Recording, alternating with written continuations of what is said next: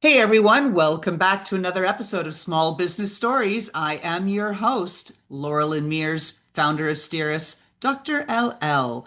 And today we've got Vernon Oakes. He's the founder of Everything Cooperative. He's been a long time advocate for cooperative economics and community-based business models. His work focuses on helping entrepreneurs understand how co-ops can create shared ownership. And this is a model we don't hear a lot about, and how locally you can create pockets of wealth. And this is an alternative to traditional business structures that we all talk about all the time. And we love it because this concentrates the power and the profits in the hands of many instead of the few, which are the traditional models we're used to. Vernon, welcome to the show. Thank you. I'm so glad to have you on. Well, what we really want to get into is trying to understand how some business models, right, create stronger alignment and trust because they are connected to the communities and they're building resilience versus the me agenda. So this is what we're going to get into. So my first question is, tell us a little bit about co-ops, the lay of the land, what's going on, right? State of the industry. Okay, so you and I, with two friends, could start a business, and it could be a capitalistic business, which is normally what you talk about, and what I got my MBA on, or it could be about co-ops, which I had no training in my formal training years. But we would come together and we would say we're going to create widgets, and we decide how we're going to operate, and all four are going to own the business.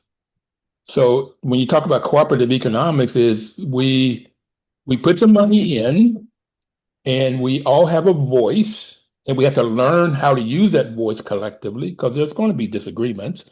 Um, and then if there is profit, then you decide together what are you going to do with those profits? How much of it stays with the employee? How much of it goes out and help the community? And how much stays in the business to enhance the business? So you can have all kinds of co-ops, and I can tell you the four basic types if you want.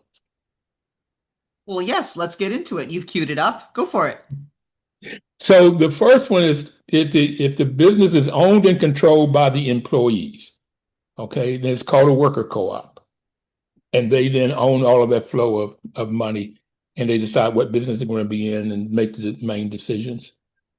The alignment comes in with these workers will produce the products and then they get the reward. So it's alignment with performance and rewards. Okay, and it's automatic in this cooperative world. The second one is called a consumer co-op, and that is where the consumer owns and controls the business. Food co-ops are normally consumer co-ops, housing co-ops, REI. There's something called rural electric co-ops in the US. They provide electricity to 75% of the counties in the US. They were started in 1935 in the Roosevelt administration. So that's the consumer side. Credit unions are consumer co-ops also. And then you get into if groups of people to come together and they want to form a business to buy the products that they need, then it's called a purchasing co-op. Farmers have been using that for eons. As an They come together and buy their fertilizers and seeds and so forth. And then if they likewise on the other side of it, they may form a business to market their products. That's called a marketing co-op. So the farmers may own it and then they market their goods. There's a group in Pittsburgh called Ujama Cooperative. It's women artists that make jewelry, paints, paintings, clothes, and then they have a storefront and they sell their products. Any one artist probably could not afford to open up a storefront, but working together they can. And so they market their products in ways that any individual or in business could not. So they get more called a marketing co-op. Those are four basic types. I'm so glad that you shared that because I'm in a bit over my skis here. Really wasn't aware of what co-ops are. So I'm already learning from this and hoping our audience is doing the same. Okay, so that said, you've convinced me. Co-ops seem like a really powerful business model. But Why is it that they are misunderstood or many because entrepreneurs don't really seriously consider them? You almost never hear it come up. And I have judged hundreds and hundreds of pitch contests and things like that. Why is this? Well, I think it's because capitalistic folks don't want people to know about co-ops. In the McCarthy administration, they mixed socialism with capitalism, and co-ops are more because it's owned by the people for the benefits of the people, and then the profits and the products are the people. So that's called it socialism from an economic standpoint, the pure definition of socialism. And so people have changed that definition to communism or socialism on the political side, which a lot of times you'll have a strong boss. And so people say, we don't want socialism. There are some credit unions would not say they were co-ops because of this. They were afraid of fallout. So in the Black community, there were Blacks co-ops formed early on in the early 1900s. And when they started building wealth, too often the white community would come in and take that wealth. So he's like, how do you build wealth and people don't know you have it? So they don't talk about it. Okay. So there's been a squash on co-ops, and I've just made it my mission when I've learned about them to tell everybody about the benefits of working together. And just what you shared there, as a white person interviewing a man of color, obviously that's appalling to hear this, again, over a century ago. Hopefully, things have shifted enough now where that's no longer the case and there's better opportunities, but I don't want to get into that and embrace that political and other aspects and around that. But I recognize that folks have come a long way, and I'm delighted to hear this, that there's more opportunities for more people because that's how it should be. Now, that said, where my focus is around ownership and decision integrity, right? How consumers make choices to buy and buy in. And so in traditional companies, decision making, pardon me, is driven by short-term, right? Ownership pressure. Oh, we got to sell the widgets. We got to sell X number of widgets at such and such a margin. And that's our goal for the quarter, our goal for the year. Okay. But how does shared ownership change the integrity of the decisions being made inside the business? Because now you got a lot more shareholders, stakeholders. How does all that play out? It can be difficult, but you definitely have to set up the business. You have to set up the governance. You have to set up who makes decisions at what level. So that if you were making widgets, a factory, you may have the decisions about the factory made by the people on the factory floor. And those decisions sent up to management as opposed to management coming down and telling people. So there's all kinds of ways the decision make, but because of this structure, often it takes longer to make a decision, but once a decision, you get buy-in. So implementation is faster and better. Um, there has to be a structure though. Okay, whether it's a capitalistic model or a cooperative model, there has to be a structure involved in it. Integrity is, for me, if you say you're going to do something, then you walk that talk. That to me is integrity. So capitalists have integrity to me in that they say that they're out to make money and make money and make money, and that's what they do. They're efficient. They make money. At the hurting the planet and hurting labor, they extract. So in the cooperative model, they have values and principles. The values are democracy, equity, equality. I'm going to miss one or two. Solidarity. There's 6 in that range. And then you have the ethical values of honesty, openness, social responsibility, and caring for others. So it's built in this social responsibility. How do you have sustainability? And I have sustainability definition is we want to take and make satisfy our needs from the planet, but we want to leave the planet where it will satisfy the needs of generations to come. And so that's built into the DNA of a cooperative business. Okay. Not so much in a capitalistic business. Right. That's actually a terrific segue for where I was going next about the whole idea. And I want to pull on when you talk about co-ops, how they work cooperatively, right? Hence the name, to build community wealth. So, what's really the difference between a business that's circulating value through the community, right? Because they're adding value, they're providing valued services, they may be providing employment, right? A lot of value can go through a business, Mhm. and a co-op, how it's creating value for the community at large. What's the difference in there? Because there's an extraction that has to come as part of the equation. There always does. And so, how do those two models play out? I'll give you an example of a worker co-op in Chicago called Shy Fresh.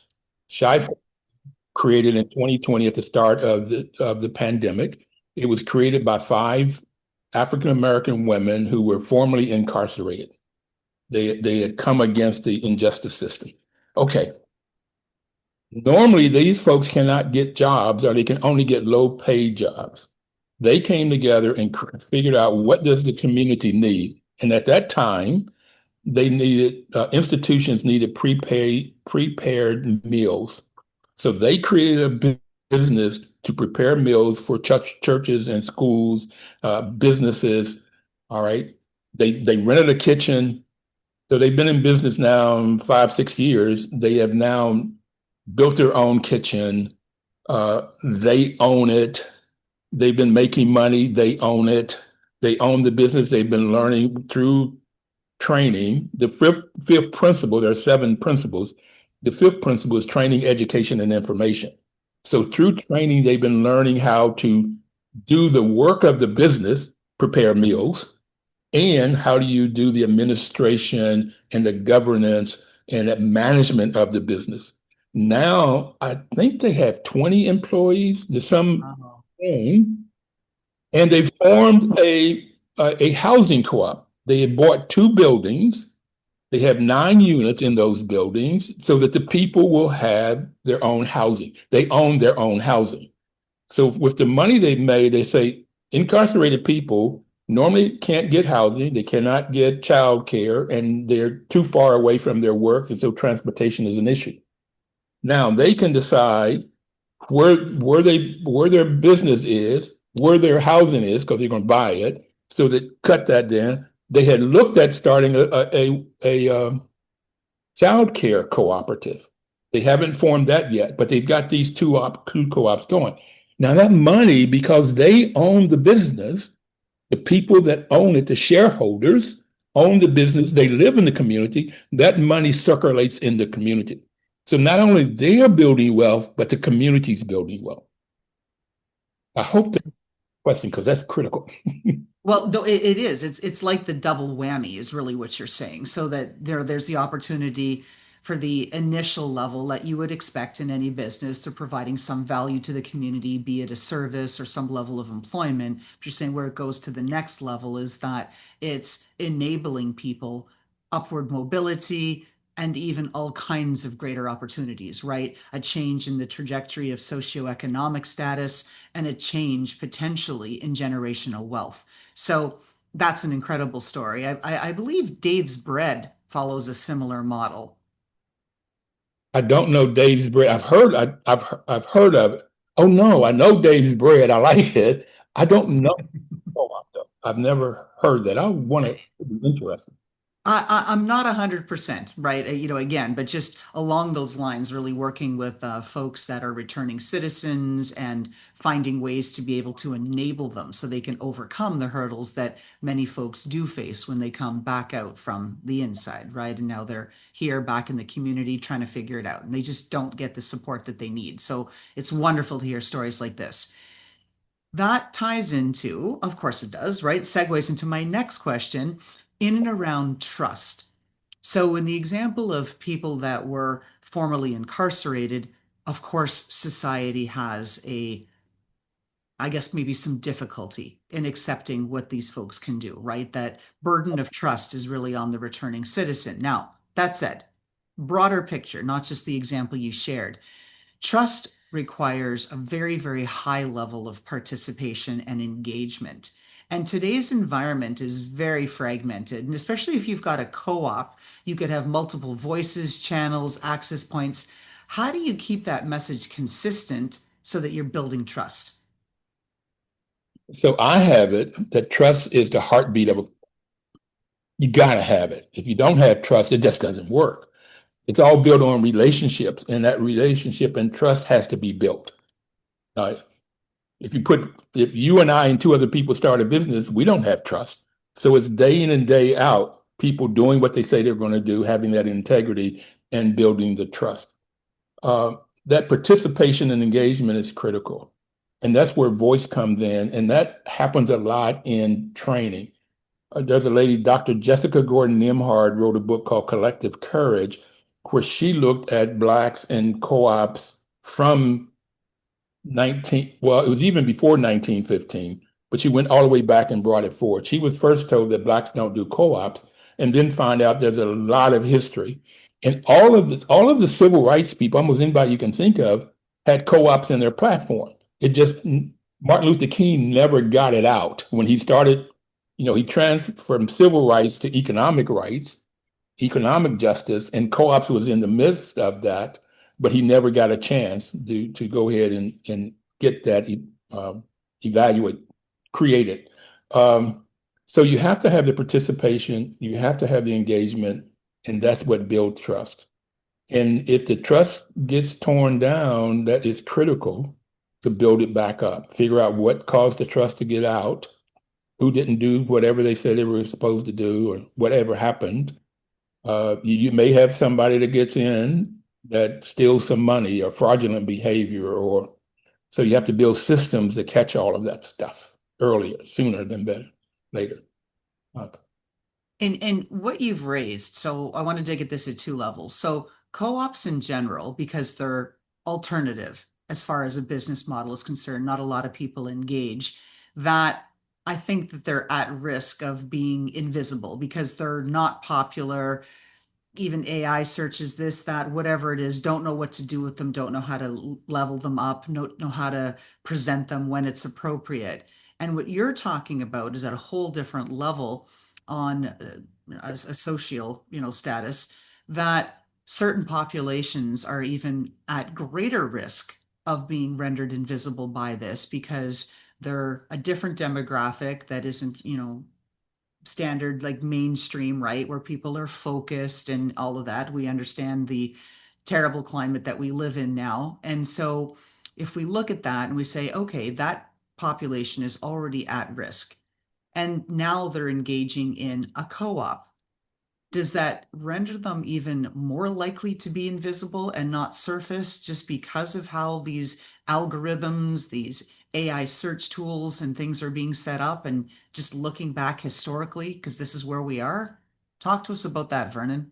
So the sixth principle of co-ops is cooperation among co-ops. We do not expect that the greater community is going to embrace co-ops and talk about co-ops, whether it's the news media, the business news media. I am just so pleased that you are talking about co-ops, okay? Because that just doesn't happen. So we are having to, whether it's credit unions or there's a bank called National Cooperative Bank that is a co-op that was created in the mid 80s to provide funding for co-ops. There are the housing co-ops, like I said, the rural electric. There in the marketing co-ops, the co-ops are all around you. Cabot Creamery is a co-op. Oh, Land O'Lakes is a co-op. oh, I didn't know. Ocean Okay. Spray is a co-op. They're all I'm sorry, around. I spoke over you. What was that last one? Ocean Spray. Really? Okay. Okay. Ace Hardware is a co-op. It's a purchasing co-op though. Okay, the mom and pop stores buy from Ace Hardware. Ace Hardware has warehouses and they buy bigger in bulk, and so that the mom and pops can compete against the big box stores. Okay, and so it's a co-op. So you have these different co-ops to satisfy different needs in the communities. Um, And trust has to be there at every level, and it has to be consistently put in. Um, they're just not known. So this is why I've taken on me to go and talk about them. Let me give you another reason. I've had my radio show Everything Co-op now for 13 years. I would say a handful, maybe 5 people that I've asked this question to, did you learn about co-ops in your formal education? Mm. Everybody says no. I went to Stanford and got my MBA. Leland Stanford, when he gave the farm to create Stanford University, he was a senator and he created laws to form housing co-ops. So he was different. He was a railroad baron, the ultimate capitalist at the time, saying that folks that produce the labor should own their own labor. So, but he wanted Stanford to teach co-ops. They don't. Okay. Okay. So it's not known, and people that have tried too often, it still doesn't get out there. Unbelievable. So this is, like I said, really illuminating a lot of challenges that folks of all communities are facing. But at a bigger picture, given the topic of what we're focused on here around co-ops, that it really is a business model that more folks should consider, regardless of what community you belong to, because there's so many opportunities for gain and doubling the positive impact in the community served. So that said, given your advocacy and everything, and we've got the platform here, Vernon, what do you want to tell all of our listeners? Hey, this is what you need to know or need to do. So what folks need to know, first, I have it that at the cradle of life, everybody was in cooperation. They didn't call it co-ops, but if you lived in a tribe, whether you're in the Sahara Desert or if you're in the Ice Age up there, you had to work together to survive. Everybody in the tribe had to know what they had to do and they performed. So this is sort of at the beginning of time. Um, and that's still what we need. So that's the first thing. The second one is just look up co-ops. It's like you said, it's harder to find, but you can find them, shop there, learn about them, and then you may want to start your own. And it takes one other person, 3, 4 people, and there are organizations around that will help you. The Department of Agriculture had funded cooperative development centers, mainly in rural areas, but there's some in urban areas, cooperative development centers that will help people to start co-ops. There's a group called NCBA, National Cooperative Business Alliance, and you can find them at ncba.coop, and they can help you either start it or show you how to get them started. There's a U.S. Federation of Worker Co-ops. You Google U.S. Federation of Worker Co-ops, and they are having trainings all the time. They have annual meetings and training. That people in co-ops love to share data. There's not this holding of data in the competitive environment is this holding of data. Co-ops, for the most part, I'm sure there may be somebody I don't know about, but when I go to these annual meetings, people are sharing data, both in classes and in hallways. People are talking and saying, "Oh, I have this problem. How did you solve it? Did you ever know?" This data is being shared all the time. So start your own. Look up co-ops, food co-ops. They're all over the U.S. And it's a good place to maybe even volunteer so you can learn about them.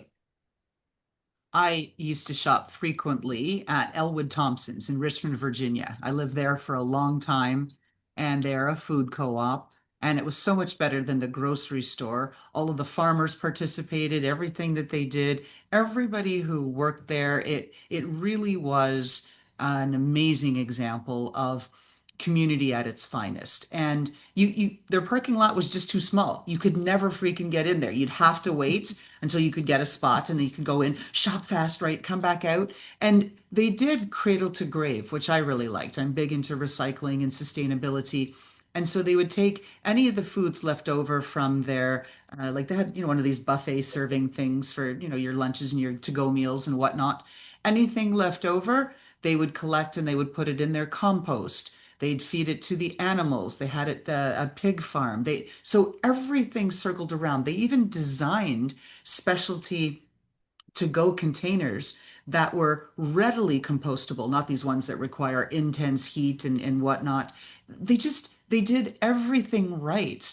And so if you're looking at co-ops and examples to hold up, please hold up those folks. Elwood Thompson's in Richmond, Virginia. They are an incredible group and a model, I think, that should be the gold standard for food co-ops in the country.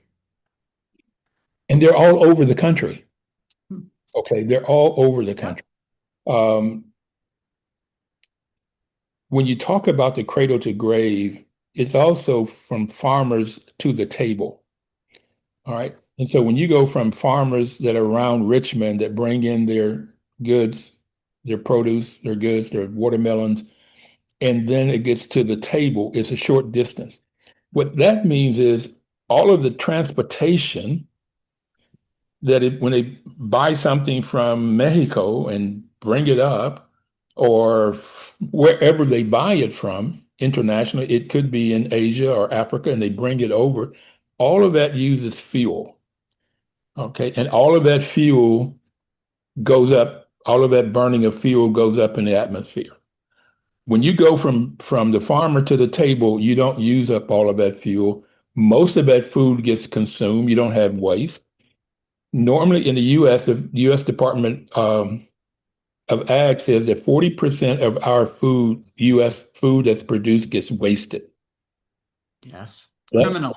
that, Criminal. With all that these people starving, it's mind-boggling, really. And that ends up in the landfills as opposed to in the compost for the most part. That creates methane, which is worse than carbon dioxide in the atmosphere. So shop at your local food co-op. Go to your farmer's market. All right. It helps everybody. It does. And one other thing, another plug for Elwood Thompson's. And I haven't shopped there in years because I haven't lived in Richmond in a long time. But one of the things that they introduced while I was there and shopping at them for years was the weekly delivery of the ugly fruits and vegetables box. So you got whatever that they had left over. It had some bruises on the apples. Maybe some of the bananas were like, get a little close to banana bread age, Yes. right? Or whatever else. And you just paid a flat fee and you got a box of stuff. You could juice the stuff, you could freeze the stuff, you could stew the stuff, whatever it was. And I loved that. I thought that was brilliant. Yes. Absolutely. Those are my smoothies, those bananas. Yes, yes, exactly, right? What else do you put in your smoothie? In your banana smoothie? Do you add peanut butter? Do you add chocolate?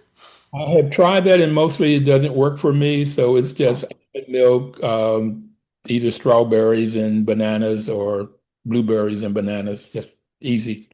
I see. I do a lot of blueberries and bananas too. I freeze my blueberries and freeze the bananas, and Yeah. it's pretty good. Yeah, yeah, I like it. So, Vernon, anything that else that you would like to add as we're getting close to wrapping up our show here, which has been truly illuminating on what's going on with co-ops and what has happened to some communities who really have been taken advantage of, unfortunately, over time, despite So their efforts. I have a chance to tell you about Equal Exchange, which is a large co-op in Massachusetts that brings in uh, goods, chocolates, bananas, coffee, tea from Asia and Africa, and they have something called fair exchange. So they're paying fair prices to the farmers, and then they provide this largely to food co-ops, their products, but you can go to other places and get their products. And it's a worker co-op. They just do phenomenal work. There's a large co-op in New York called Cooperative Home Care. It's 1,500 members. It's the largest worker co-op in the U.S. And so they do elder care, and we need that. Yes, we And do. there's less turnover because people have a voice. The people that are the members are the workers. They have a voice, so there's less turnover. And because it's things like scheduling their time. Okay. They have a say in scheduling of their time, which now they can figure out when they have to have school issues and all of these kinds of things. And they feel better at their work, and there's always constant training on how you do things better. So those are three examples of worker co-ops that are just phenomenal, and they're all over New York, Massachusetts, Chicago. I can take you out to California. They're just all over. Uh, Find a co-op, shop at a co-op, join a co-op, go to NCBA, and you can find a U.S. worker cooperative. And it's a really simple model. It talks about how money flows. That's what business is to me, just how money flows. And the worker co-ops are when people doing the work organize that flow of money so they own it, control it, and benefit from it. I don't think that there's anything further to add to that. I mean, you've nailed it. That's it. That's the punchline. Now, where can people find you, get a hold of you, learn about you? Where can they go? So it's everything dot coop. And That is that a .com? So let folks know everything.coop. That's it. That is the domain, correct? domain dot we say dot co-op, but it's dot coop. But that's the co-op. That's the domain name that was created for co-ops. It's everything dot coop. Shows, podcasts on there that talks about, and you can sort by worker co-ops and marketing co-ops and et cetera. And who are providing the services? Who are providing the training to help you to create the co-ops? Excellent. Now, last question. This is our signature question of the show. If we got to look in your closet and there was some footwear that said, "This is so Vernon Oakes. I identify with these footwear. When I put them on, I feel like $1 million. They are who I am." What are we looking at and why? Well, today they are footwear that they slide on. I don't have to tie them up and take that time. They're easy to walk in. I am 69 years old, so I can't wear all of the, my feet get bigger. So I need something that can grow and as my feet grow. So it's that type of a footwear. Now I try to be cool, and they have the white at the bottom and the brown or something at the top. Okay. Um, so that would be the footwear. It used to be tennis shoes and church shoes, but so it's a combination. I use it for both of those. Now, There you go. if you'd asked me about a t-shirt, I have one that says there's a co-op for that. Whatever that is, there's a co-op for it. Excellent. So you're living the brand, really just living the brand, right? There we Yeah. go. Vernon, thank you so much for being on our show. A different topic for us, and I'm hoping that the audience enjoyed it as much as I did, learning about something a little different and a new model to maybe consider. Thank you, Vernon. Thank you. Thank you very much.